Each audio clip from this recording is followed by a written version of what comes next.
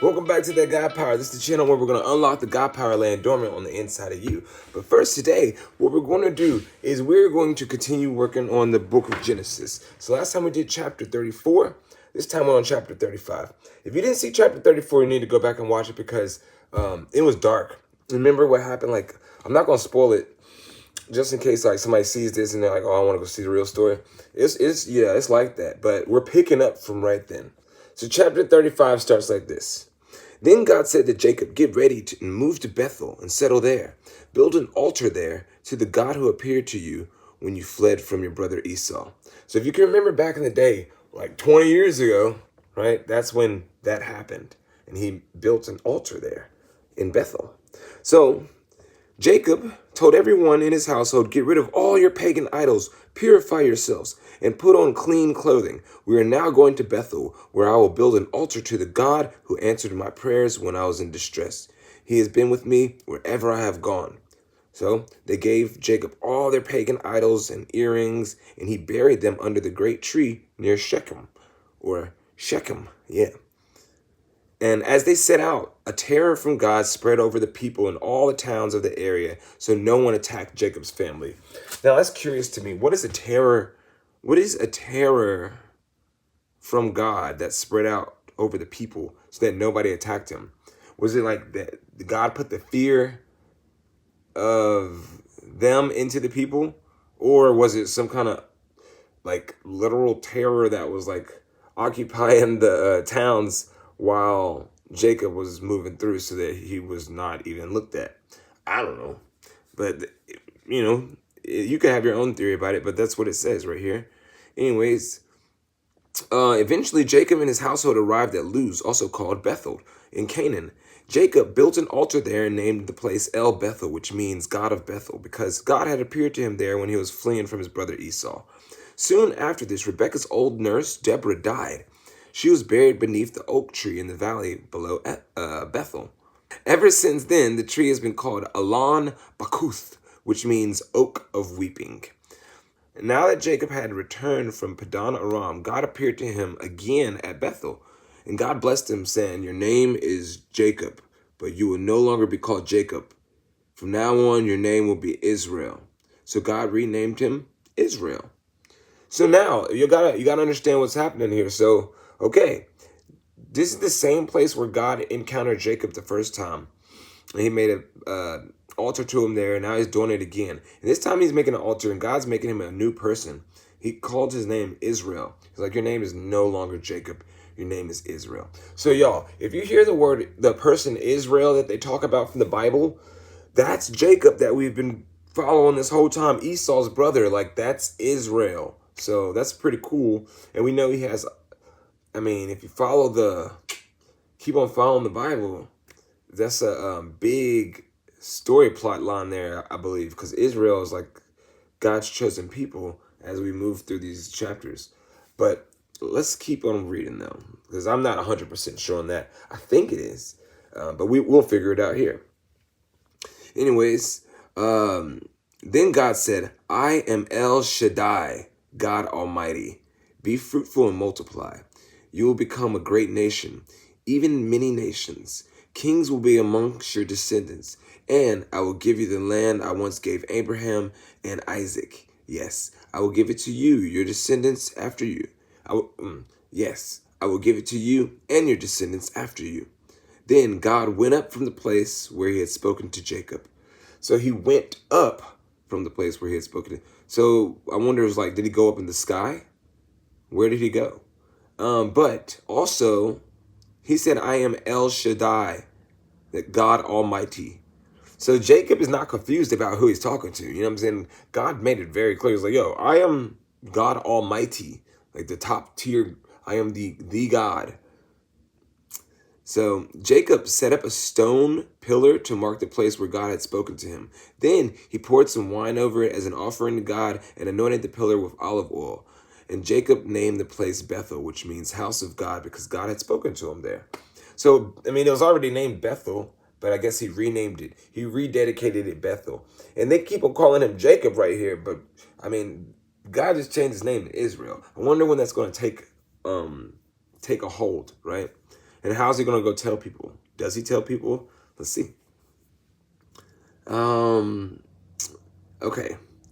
Leaving Bethel, Jacob and his clan moved on towards Ephrath, but Rachel went into labor while they were still some distance away. So his wife, Rachel, one of his wives, Rachel, is now pregnant. And you remember this dude, Jacob, Israel now, has 11 sons, one daughter. He has a lot of kids. And now his wife is in labor. So it's another kid. Her labor pains were intense. After a very hard delivery, the midwife finally exclaimed, "Don't be afraid. You have another son." Rachel was about to die, but with her last breath, she named the baby Ben-Oni, which means son of my sorrow. The baby's father, however, which is Jacob, it's the first time I ever heard them refer to the baby's father. But Jacob, the baby's father, called him Benjamin, which means son of my right hand. So he kind of renamed the kid. He didn't want it to be son of sorrow, right? He renamed it to son of my right hand. So Rachel died and was buried on the way to Ephrath. That is what we know as Bethlehem. So this is a sad moment. Remember, Jacob he loves Rachel. He loves Rachel, and she's dead. She died giving birth to his final son from her named Benjamin. And that's bad, man, because now he has Leah, and I don't really remember him liking Leah like that. But I guess he has no choice. But he has the midwives too. He has those their servants. You know what I'm saying? Bilhah and the other girl. Jacob set up a stone monument over Rachel's grave, and it can be seen there to this day. Then Jacob traveled on and camped beyond Migdal Eder, or Eder. Migdal Eder. While he was living there, Reuben, one of his sons, had intercourse with Bilhah, one of the servant ladies, his father's concubine, and Jacob soon heard about it. These are the names of the 12 sons of Jacob. Now, first of all, it says Jacob soon heard about it, but it doesn't say any consequences or actions happened because of that. It just says he heard about it, right? And then it goes on to list the sons of Jacob, because he now has 12 sons, one daughter. Dinah is his daughter, so let's get that out the way. Now let's talk about his 12 sons. Here's the ones from Leah. It was Reuben. That's the oldest. This is his oldest son, Reuben. That's the one who had sex with Bilhah just a moment ago. So Reuben, Simeon, Levi, Judah, Issachar, and Zebulun. That's 6 from Leah right there. The sons of Rachel were Joseph and Benjamin. Remember, there was only 2 from Rachel, because the other ones were from the servants, which Bilhah, she had Dan and Naphtali, right? What is that, 9 or 8? And then we got Zilpah, that's Leah's servant. And there was Gad and Asher. So that's 4 kids from the servants, 6 kids from Leah. That's 10. 2 from Rachel. That's 12. Wow. And these are the names of the sons who were born to Jacob at Padam Aram. So that's all his kids. So Jacob returned to his father Isaac in Marm, which is near Kirith Abba, now called Hebron. And that's where Abraham and Isaac had both lived as foreigners. Now Isaac lived for 180 years. Then he breathed his last breath and died at a ripe old age, joining his ancestors in death. And his sons Esau and Jacob buried him. So Jacob, Israel, and Esau are now in the same spot now, because he made it all the way back.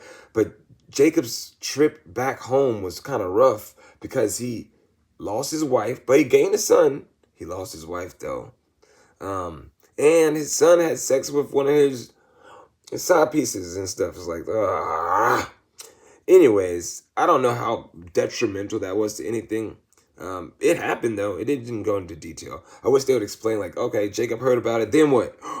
But they don't.